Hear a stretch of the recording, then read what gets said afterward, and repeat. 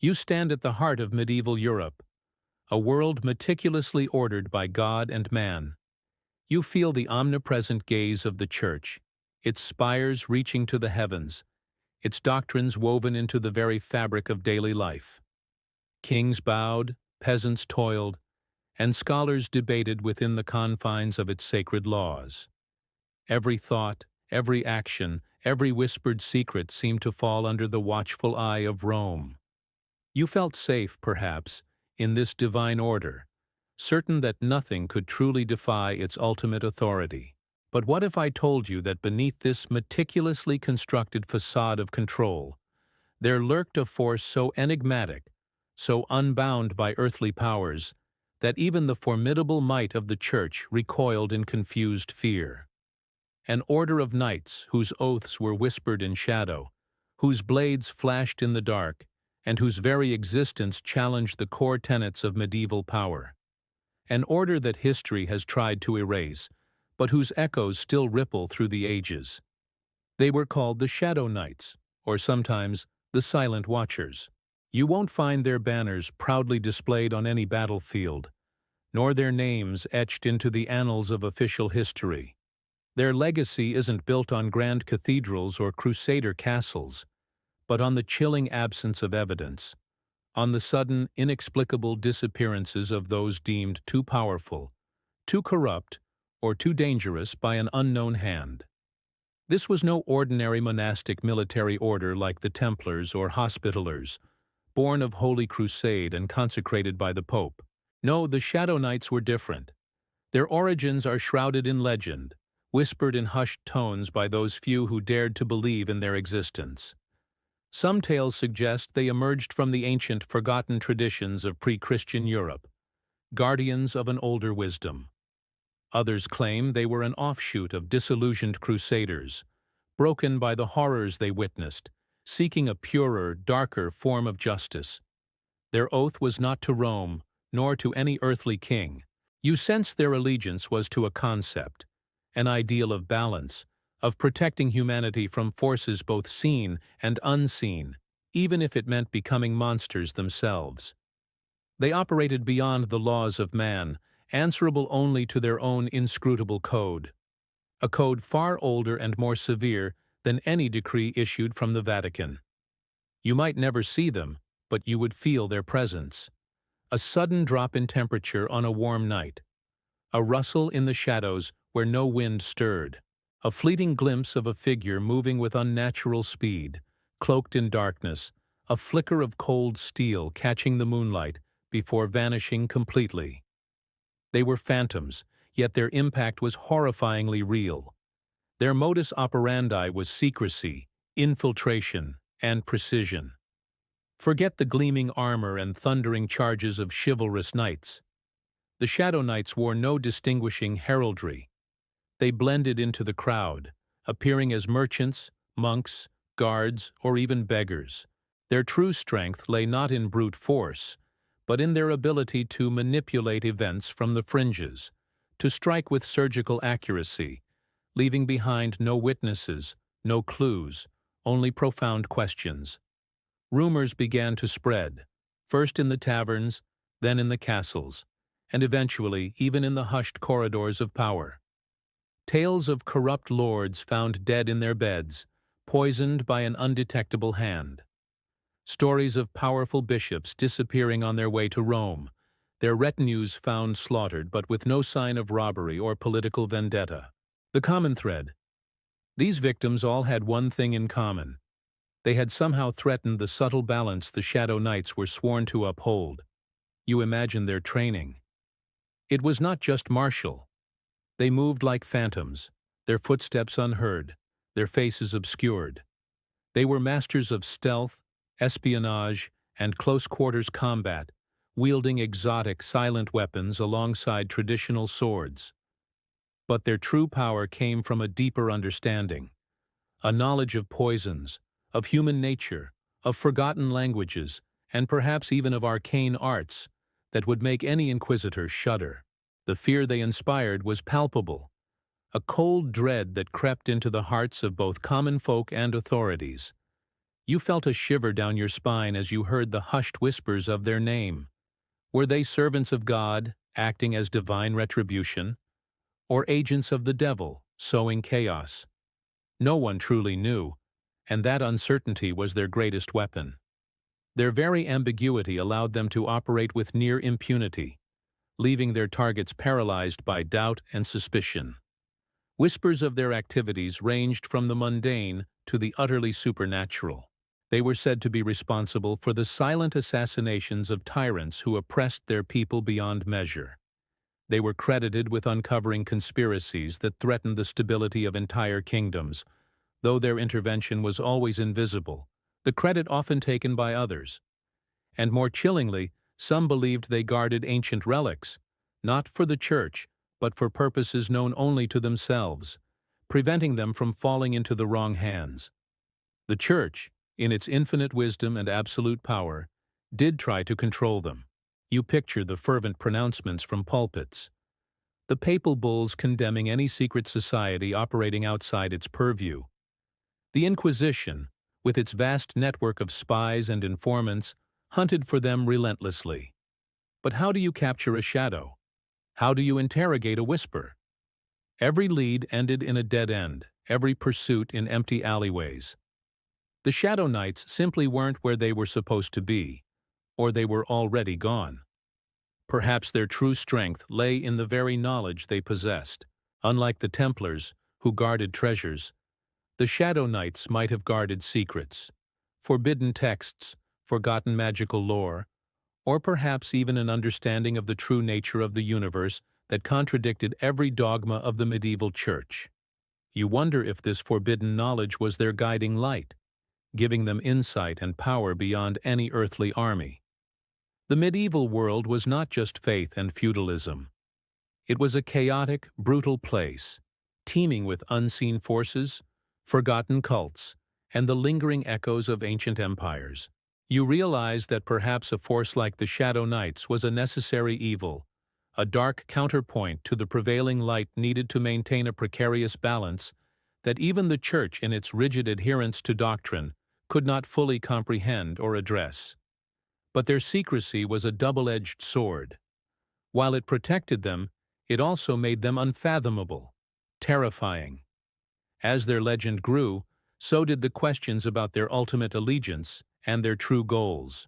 Were they truly benevolent guardians, or were they something far more sinister, a force that eventually grew too powerful, even for its own creators?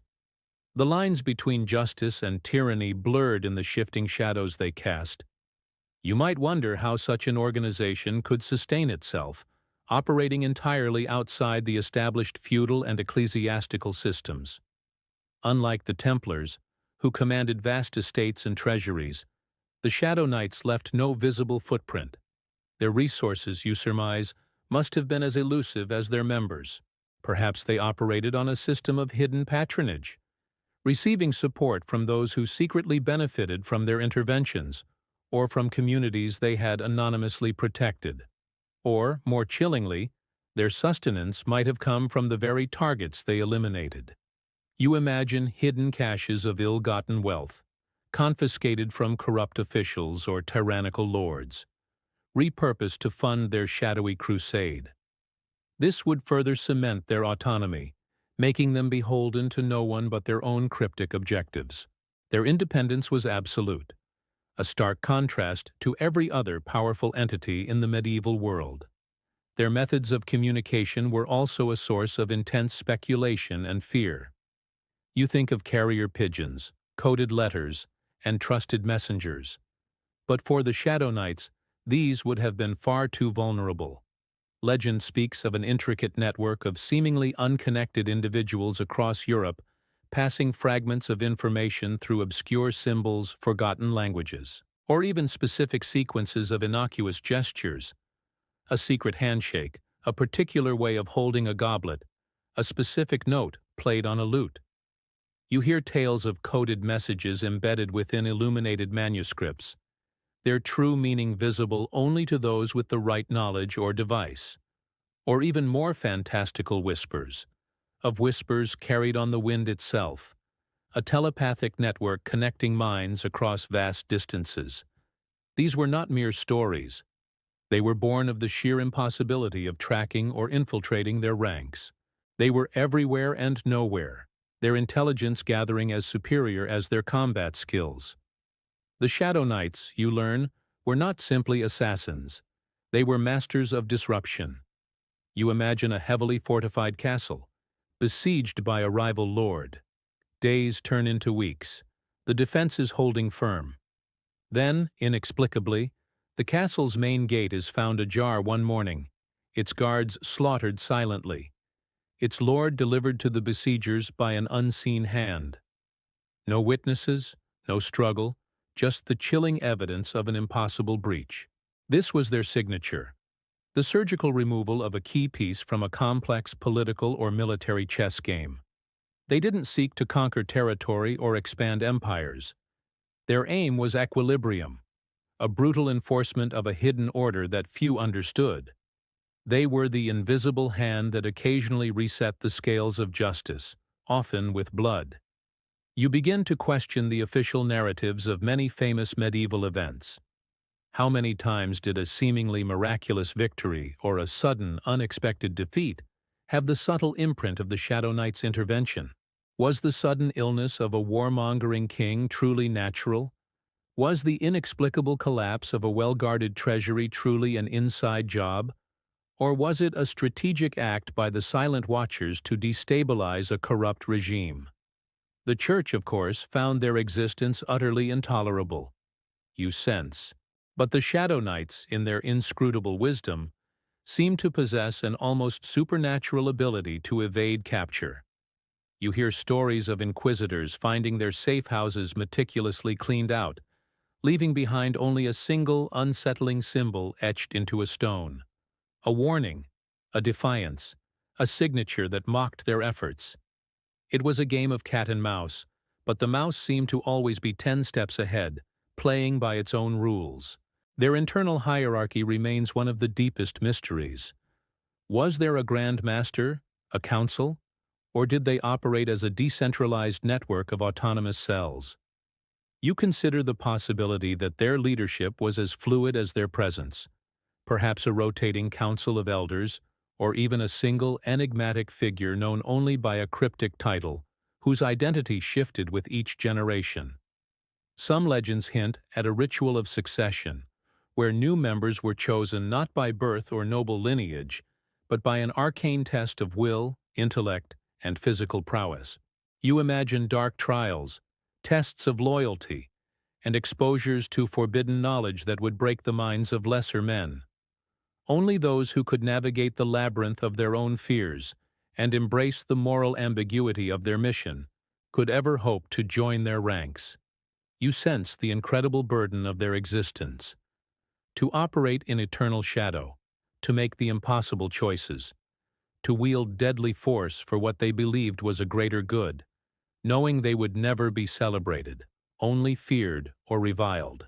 This was a path chosen by a rare few, willing to sacrifice their names, their souls, and their very humanity for an ideal that transcended personal glory. Perhaps their greatest secret wasn't just their operational methods, but the very source of their knowledge and power. You recall the ancient texts they might have protected, the lost sciences, the forgotten philosophies. What if their unique understanding allowed them to see patterns, predict events, or even manipulate the natural world in ways that medieval minds could only attribute to magic or divine intervention? This was a level of mastery that made them truly untouchable, placing them firmly beyond the reach of any earthly authority. You delve deeper into the nature of their targets. It wasn't merely corrupt officials or warmongering nobles. You realize the Shadow Knights were keenly aware of the more subtle dangers that plagued the medieval world, the slow rot of institutional corruption, the manipulation of faith for personal gain, the suppression of knowledge that could uplift humanity, and even the dark influence of cults operating on the fringes, preying on the desperate and the ignorant. Their vision was broad, their reach far-flung. Imagine a small, isolated village succumbing to a strange pestilence, the local lord enriching himself by exploiting the fear and despair, while a shadowy figure, perhaps a traveling herbalist or a quiet pilgrim, arrives. You picture them observing, gathering intelligence, not with grand pronouncements, but with silent deductions. Within days, the corrupt lord mysteriously falls ill and dies. A new, benevolent ruler emerges, and the pestilence, by some inexplicable turn, begins to recede. Was it coincidence, or the subtle hand of the Shadow Knights resetting the balance? Their interventions were rarely about imposing their own will, but about correcting an imbalance. You sensed their philosophy wasn't about ruling, but about guiding, nudging the course of history back towards a path they deemed right. This required an astonishing depth of understanding of societal mechanics, political leverage, and human psychology, knowledge far beyond the ken of most medieval thinkers. This also implies an incredibly sophisticated intelligence network. You visualize a web of informants, spies, and sympathizers woven throughout every level of medieval society, from the kitchens of kings to the cells of monasteries, from the bustling market squares to the quiet crossroads of trade. These were eyes and ears everywhere, feeding a central yet unseen intelligence hub, allowing the Shadow Knights to anticipate threats before they fully materialized. The Inquisitors, for their part, were utterly bewildered. You see them burning cartloads of heretical texts, torturing alleged witches, and rooting out dozens of actual secret societies. The Cathars, the Waldensians, various mystical cults. Yet, the Shadow Knights remained elusive, a ghost in their grand inquisitorial machine. Every attempt to categorize them, to define their heresy, to give them a name that could be condemned, failed. You wonder if this was a deliberate tactic. By having no fixed doctrine, no public face, no discernible leader, they presented an impossible target. They were a shapeless threat, a nameless terror that couldn't be reasoned with, converted, or destroyed in any conventional sense. Their existence was a fundamental flaw in the Church's carefully constructed paradigm of control. Consider the legend of the Whispering Blade.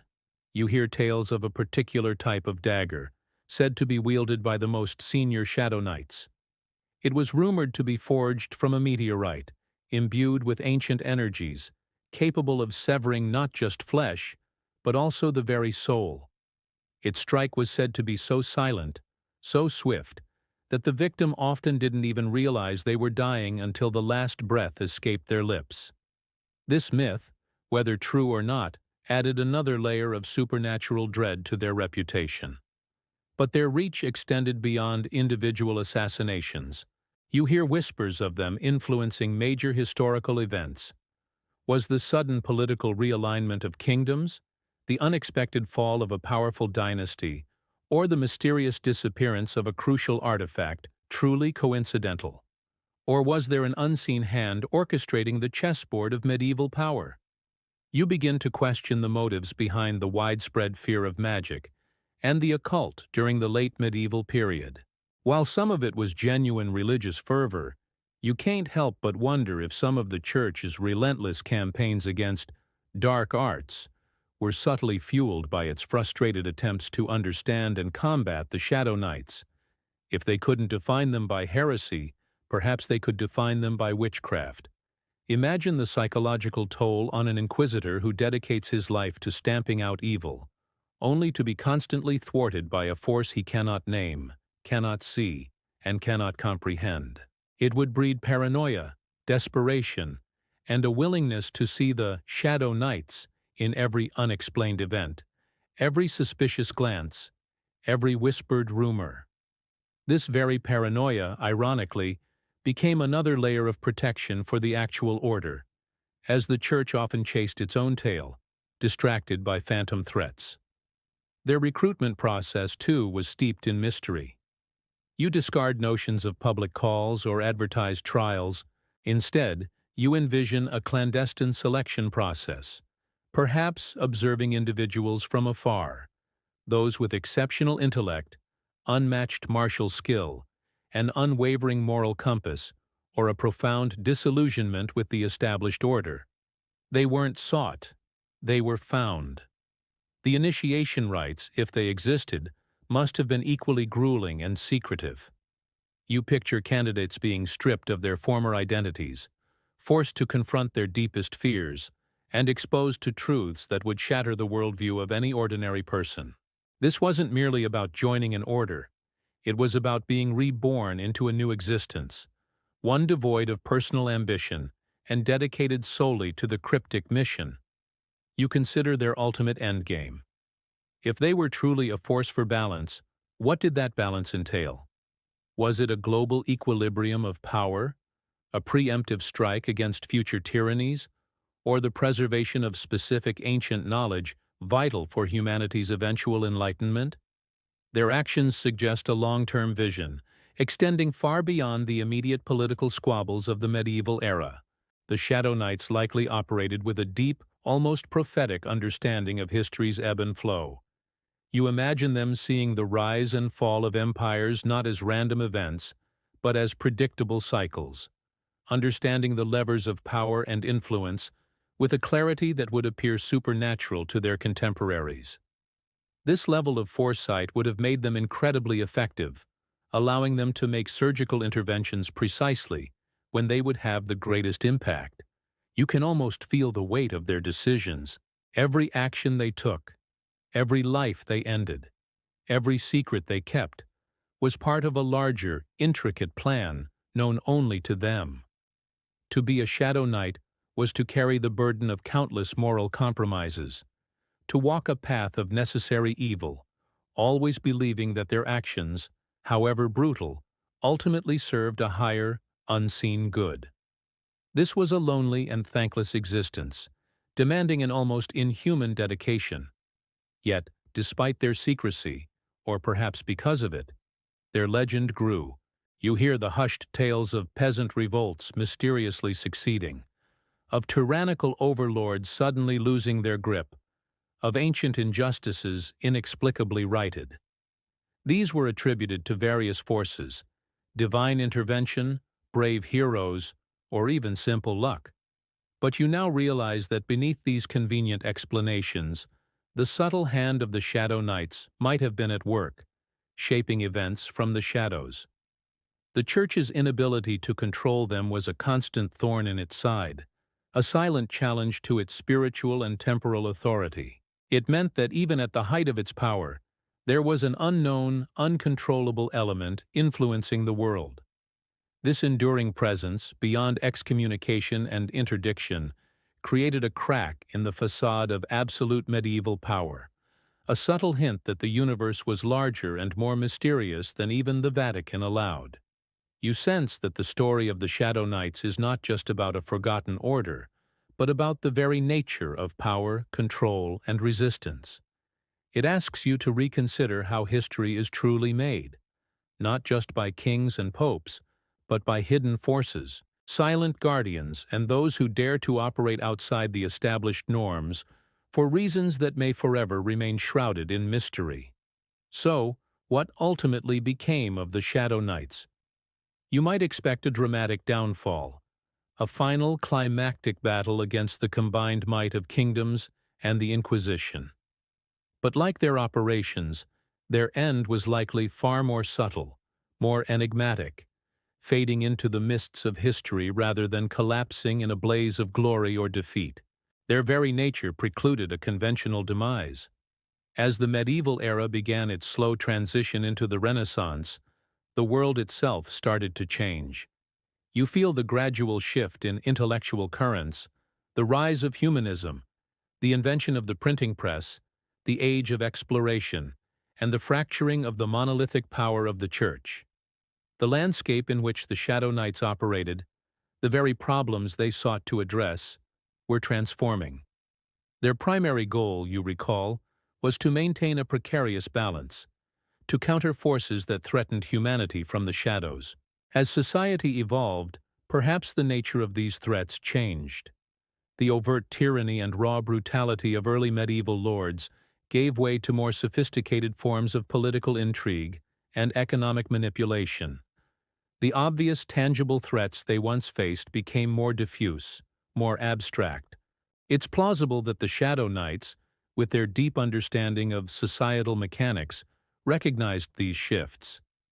You imagine their leaders convening in a hidden conclave, debating their future. Would their traditional methods still be effective against new forms of power? Or would they need to adapt, to evolve into something new, something that would transcend the medieval era and carry their mission into future centuries? One theory suggests a deliberate, strategic dissolution, with the printing press democratizing knowledge, making it harder to suppress information, and with the rise of nation-states creating new centers of power, the necessity for a shadowy, extra-legal enforcement body might have diminished. You envision them gradually disbanding, their members melting back into society, perhaps seeding new organizations or influences that would continue their work under different guises. Imagine a former Shadow Knight becoming a wise advisor to a reformist prince, subtly guiding policy, or another becoming a master artisan, embedding hidden messages or technologies in their craft, or perhaps even becoming an early proponent of scientific inquiry, using their forbidden knowledge to push the boundaries of understanding in a public, yet still cautious manner. Their influence would shift from direct intervention to subtle guidance. Another, more romantic theory speaks of a final monumental act. You hear whispers of a grand gathering, a transfer of their vast repository of knowledge, perhaps to a new, equally secretive order formed in the nascent universities, or sealed away in an unfindable vault awaiting a distant future when humanity was truly ready for its truths. This would be a symbolic end, a passing of the torch. And what of the more arcane aspects of their existence? You remember the whispers of their deeper knowledge, their understanding of forces beyond mortal comprehension. Did these abilities simply fade as the age of magic gave way to the age of reason?